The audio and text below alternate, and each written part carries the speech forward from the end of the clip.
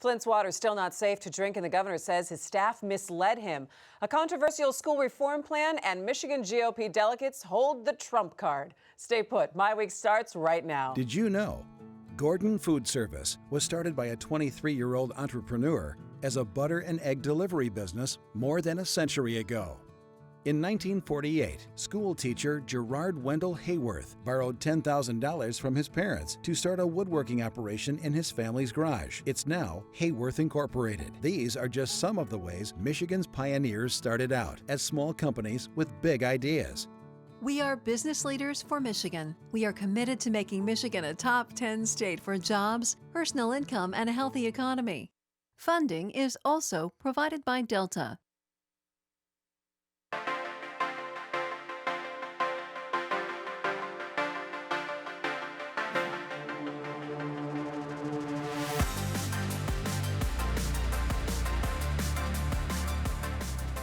Hi there. Welcome to MiWeek. Thanks so much for joining us. I'm Christy McDonald.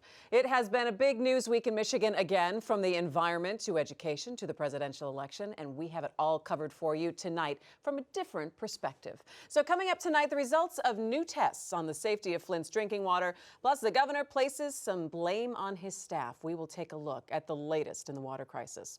Also, Michigan's School Reform Office is banking on a CEO to turn around failing schools. We'll debate whether it's a good idea.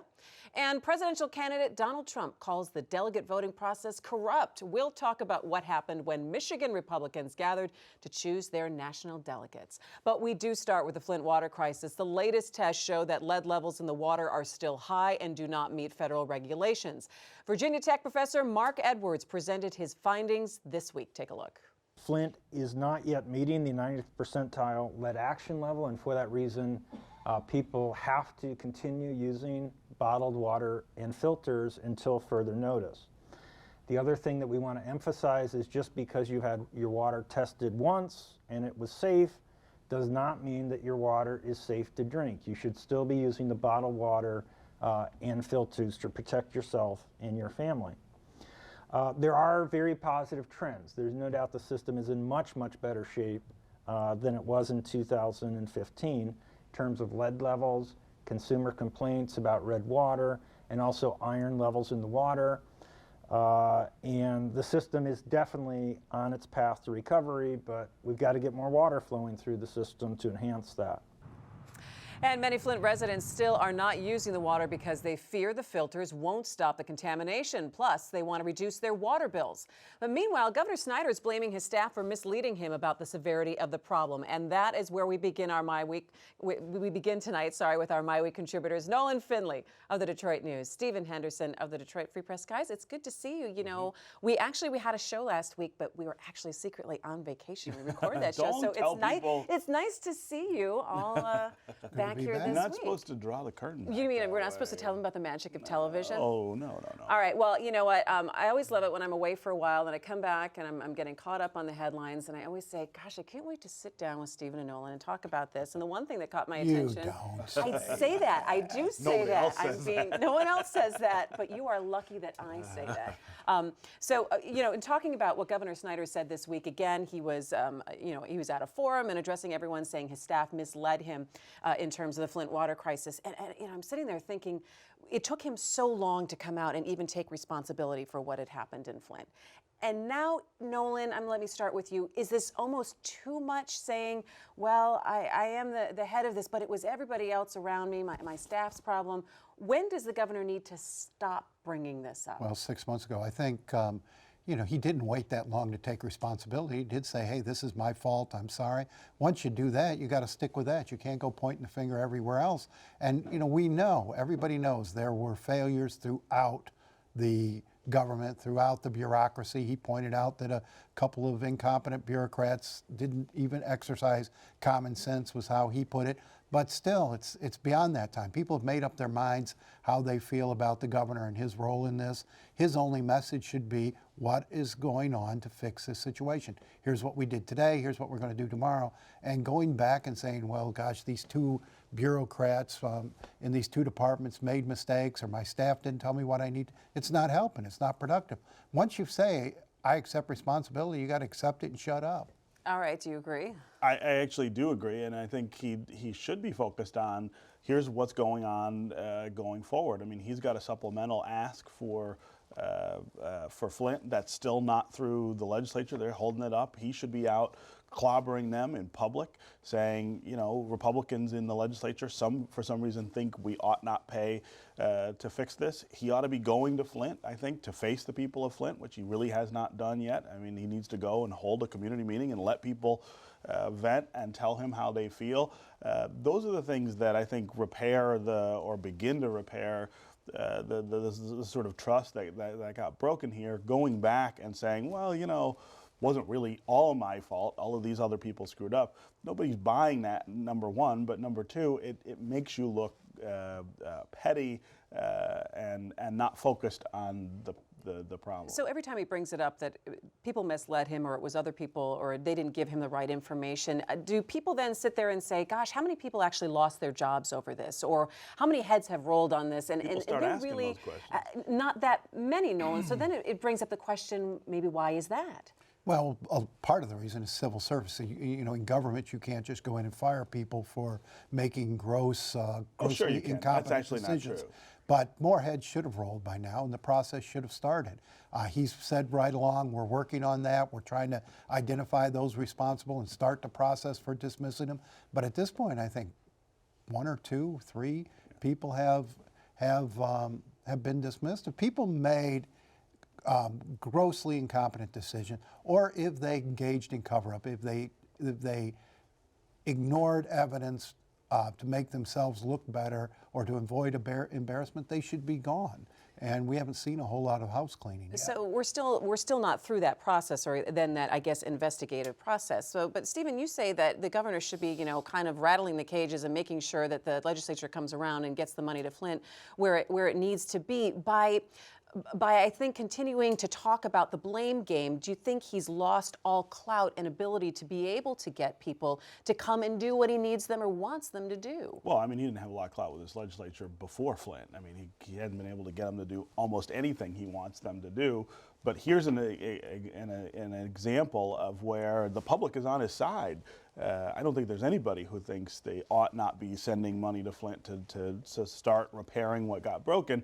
He ought to be leveraging that against the legislature, against his own caucus even, to say, listen, this is ridiculous. I don't know what you're waiting for or what you're waiting to see.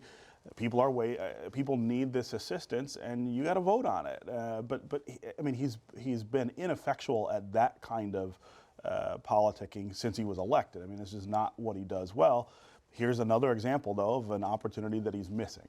So how can he take advantage of that opportunity, Nolan? Well, I mean, he should be playing a little more hardball with the legislature, but he's never done that. You remember during the whole roads funding debate, you know, he kept signing their bills while they weren't passing his piece of legislation, and that's the power a governor has. He can hold up what they want until he gets what he wants, and he hasn't been very willing to do that. He hasn't been very confrontational with the legislature. You know, speaking about holding up, one thing that's a little puzzling to me is looking at the amount of money that the state has pledged to help Flint with their water bills. You know, when we're talking about the lead levels in the water, and the researchers, and they're saying, you know what, they need to get more water flowing through the system, actually. So they're asking people in Flint, run your water a little bit more so we can start to literally heal these pipes, I guess, and flush your toilets more. But people are hesitant to do that because they don't want their water bills to go up because they don't want to pay for it. We've talked about this supplemental $30 million that was passed and signed off on in February, but yet we're in April here now, mid-April, and that hasn't trickled down to the people of Flint. So my question is, what seems to be the holdup there when everyone's saying, well, we're going to help Flint and here's that money, yet it feels like it's taking a long time to trickle down to the ground? Yeah, I mean, I don't know what's holding that up, but there again, I mean, the governor should be focused every day on talking about these things and talking about them publicly and talking about them with the people of Flint. I mean, we don't hear from him about this stuff frequently. What we hear from him is when somebody accuses him of you know, dropping the ball here, he answers it, but he's not proactive in coming out and saying, here's why that money's taking some time. Here's why I can't get more money out of the legislature. And yeah, I'm going to be in Flint tonight, by the way. If you want to come and talk about it, get angry at me about it. That's okay. That's part of the process. He's just, I mean, he's the tone deafness that he's had throughout this has been pretty remarkable, and it's consistent. It's not changing in a way that's going to help either fix the situation or help him politically. And meanwhile, Detroit Water and Sewage Department hit Flint and the rest of Genesee County with a 7% rate hike. I mean, these people can't use water, the water they're getting, and now they're going to have to pay more for it. I mean, it just defies common sense. Well, there also needs to be a little bit of coordination as well, because I know the city now has to execute in terms of the billing and making sure that people understand and how these credits are going to work. Is there some disconnect, though, still with the amount of people that the governor's office has on the ground here at Flint and working with the city government? Is there any still kind of friction there, or have they started to work together a little bit more than I think what we've seen? I don't know. I mean, you know, this thing got involved in the timing of this was unfortunate because it came right up with the Michigan primary coming on. Everybody sort of drew political lines, and it got to be a very much a political issue. And you know, I thought the mayor and the governor, the new mayor and the governor, were working fairly well together until, you know, primary season came and it all went to heck. So I don't know how well they're working together. The feds still haven't come through with significant amount of money. They're going to move the energy bill without that supplemental appropriation for Flint. So I mean, I don't know if they could, you know, if they had all this money, if they know quite yet what they even want to do with it. I mean, I don't know that they have a plan yet for fixing the pipes or replacing them. The pipe replacement is a long-term thing that you can't just go digging up pipes. And no one has totally agreed on doing yet. it and talking about, you know, why and how to do that and where is a pretty important conversation. I'm not sure we've never done anything on that scale here in the state of Michigan, and it needs to be done. If we're going to do it in Flint, you do it everywhere else too. I mean, lots of people have these lead service lines. We've dealt with them with treatment before, water treatment, and the idea of dealing with them by replacing the lines implicates a lot of other sort of logistical things that we haven't thought through. All right. Well, turning now to education in the state school reform office is moving ahead with a controversial plan to hire a CEO to turn around failing schools. 4 schools in East Detroit are first on the list. Critics say this approach is not the answer. It gives too much power to one person. But others point to the success of the CEO model in Massachusetts, which now has the top performing schools in the nation. You know, I think this is really interesting because when we talk about education in Michigan and making sure our education in the state is better, we're talking about improving test scores. We're talking about going into schools and looking at the curriculum there. And so when you see the school reform office, many people still don't quite understand that it is not part of the Michigan Department of Education, that the governor moved it a year ago. For good reason. And so, all right. Backdooring. Okay, so hang on. We've got a backdooring and we've got a good reason. So I'm going to start with you, Nolan, and I want you to tell me why it was a good reason that the governor took the reform powers for schools and moved it away from the Department of Education. So we keep talking in Michigan about being a top 10 education state. We're now a bottom 5 education state. We're getting worse instead of better. And we compare ourselves or our aspirations to Massachusetts, for example. You mentioned that has done this and done it effectively. Tennessee, Florida, Colorado, all states which have made great progress. And we say, well, why can't we do that? And we start talking about models of schools and who runs schools. And the basic problem here in this state is we do not have any sort of unified commitment to make the schools better. We have a bifurcated system where the State Board of Education and the superintendent are over here and independent and basically run by the unions. And over here you have the governor and his education agenda and the legislature with their education agenda. There's no unity, there's no agreement, there's been no commitment yet to saying, here's where we want to be, here's how we're going to get there, and we're all going to pull together. That's what happened in Tennessee. That's what happened in Massachusetts. That's what happened in Florida, Maryland. That's how it got done. It will never happen here as long as we fight over turf and as long as the system is so chopped up and there's no direct accountability. So are you saying that there should not be a Michigan Department of Education, an elected school absolutely. board, or a superintendent? You believe that all of that should be controlled by the governor's I office? think the governor should be accountable for all of that. Well, so there are other states, though, that are doing a lot better that don't have that model. Maryland's a great example. The state superintendent and the board in Maryland are similarly sort of separated and independent from the governor's office. There's good reasons for that. You don't want a political actor to be entirely in charge without some other check of education. And so there's a reason to insulate some of that stuff from the political process. That's not our problem. Our problem is what Nolan is talking about here is this sort of lack of commitment. And the lack of commitment is on both sides, by the way. It's not just the state board and the superintendent. It's also the governor and the legislature.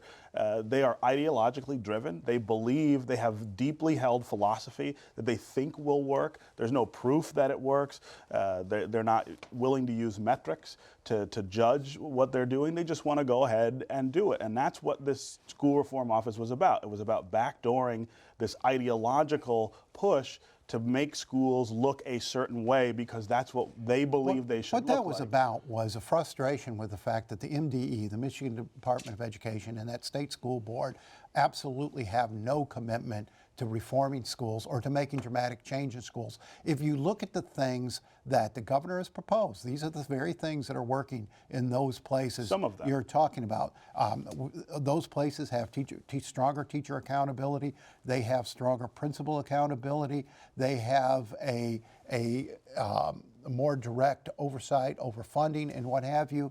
And what we want in Michigan, what so far, the process has been controlled by people who say, just give us more money and let us keep doing things the same way. Oh, but I think you look at this reform board and people can get confused and say, wow, this looks exactly like emergency management. If you put a CEO in charge, it's exactly like emergency management. So tell me how it's going to differ and how it's going to be any less of a controversy than emergency management has been in this state. It's similar, but I mean, it's more of a CEO running an individual school. It's more of a appointed principal than it is a district emergency manager. I don't know if it's going to work or not. It certainly didn't work. This was very similar to the EAA, and that didn't work. I don't think anything's going to work in this state until first. I mean, we blame the politicians and the unions and what have you until we get some sort of commitment from parents as well. There's not been an outcry in this state to where there was in Tennessee and Florida and even Massachusetts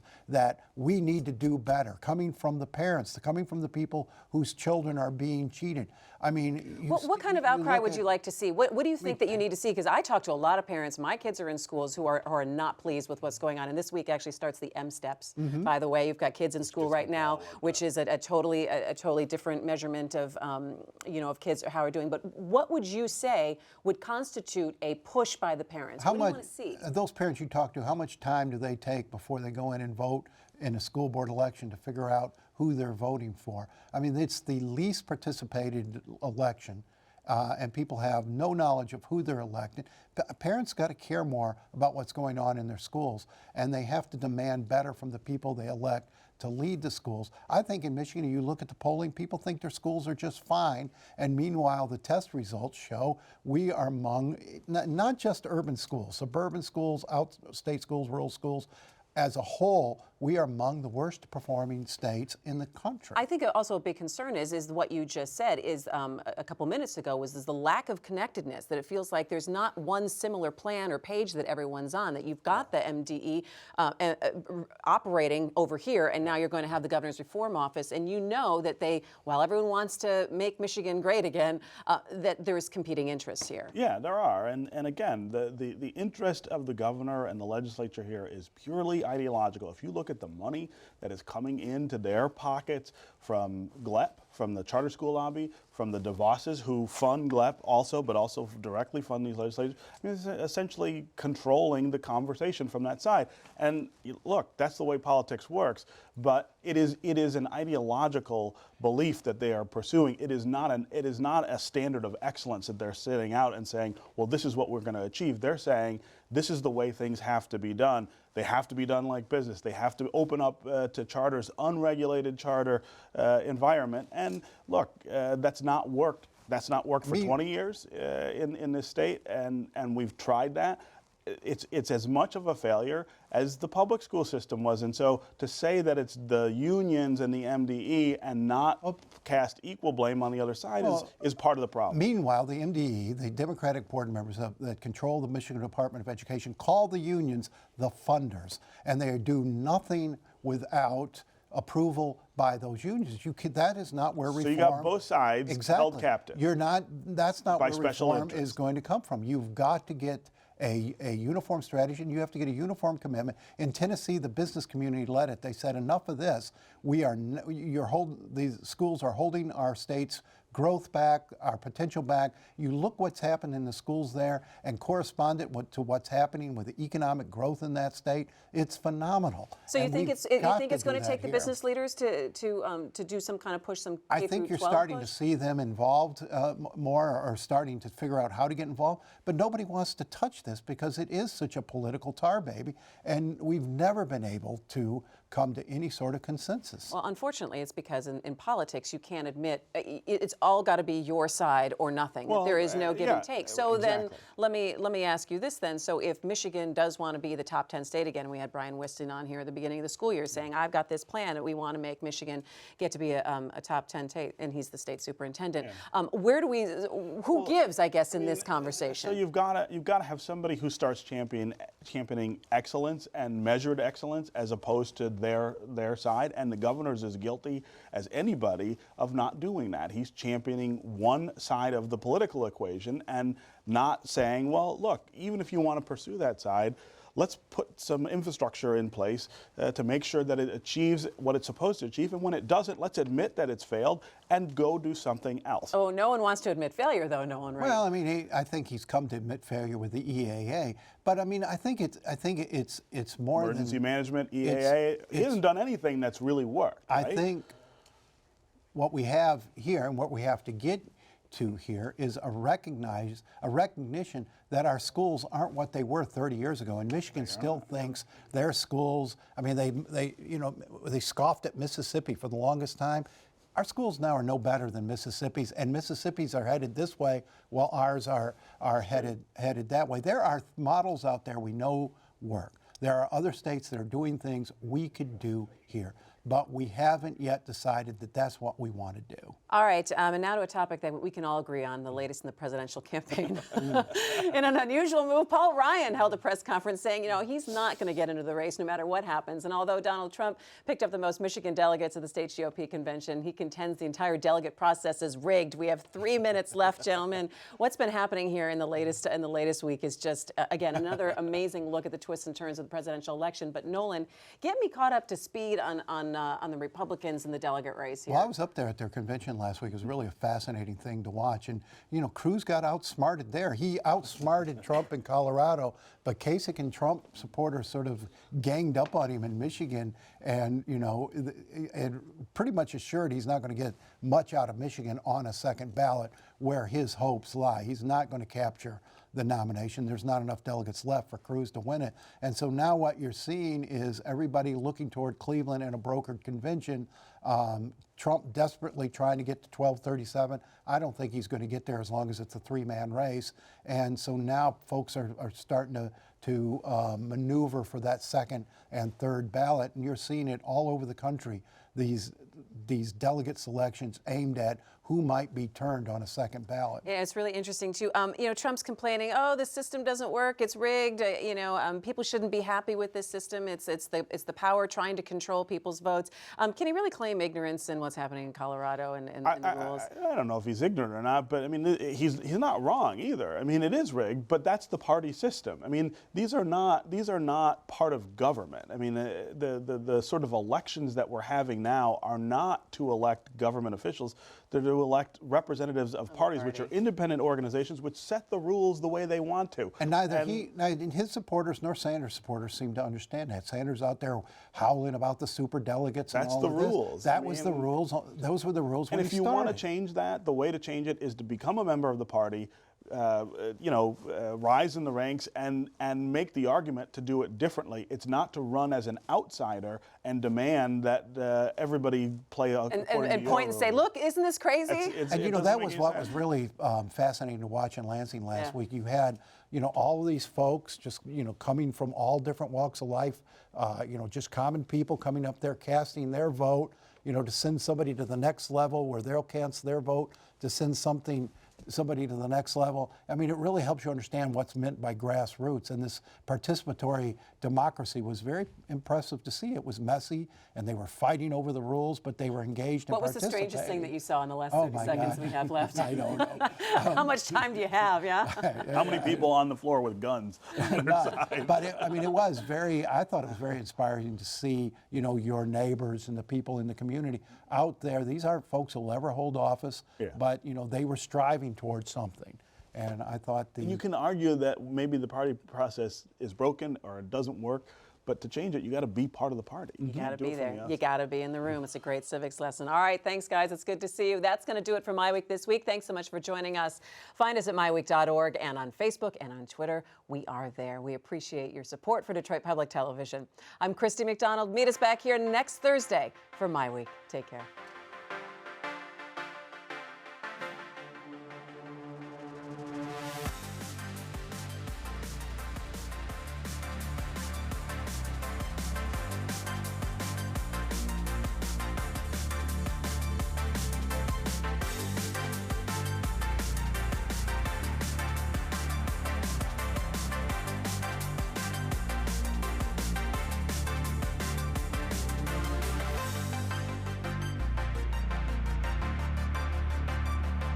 Did you know Roush Enterprises was selected by Google to assemble a test fleet of 100 prototype self-driving cars in 2015? It also produced the new Domino's delivery cars. And speaking of Domino's, Domino's sells well over 2 million pizzas per day around the world, and half of their sales are digital. These are just some of the ways Michigan's pioneers started out as small companies with big ideas. We are business leaders for Michigan. We are committed to making Michigan a top 10 state for jobs, personal income, and a healthy economy. Funding is also provided by Delta.